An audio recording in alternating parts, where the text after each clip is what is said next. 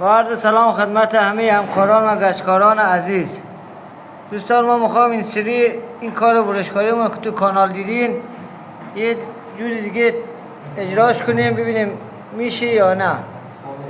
یه لبه براش داخل درست کردیم، میخ زدیم، اندازه هاشو گرفتیم و شلنگیش هم انداختیم. ببینیم انشالله چی از کار خدا در بیاد. لایک فالو یادتون نره دوستان. ویدیو رو برای دوستانتون هم بفرستین. ممنونم. تشکر. خدا نگهدار.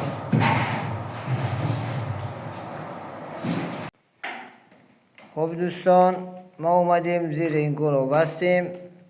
حالت برشکاری نقشش رو روش کشیدم، طراحی کردم و اینم طراحیش.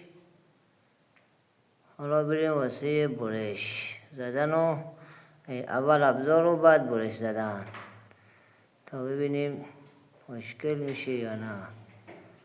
انشالله که مورد پسند همکاران باشه.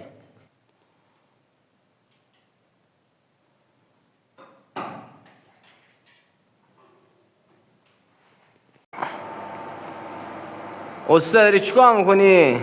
داره همین یورونی تا پشت کار در بیارم، خاطر که روی آتش کوچیک آفاسی آیا برای چی گذاشتید اونجا؟ پشت کار که اگه یه وقت این جاها نازک بشه کار بشکنه، بعد پشتش این باشه که دیگه ما گشت بدنیم باید دورانه رو کار ما تمیز جمع. های زنده بود. حالا ریز درش میارم خلاص. ایوه.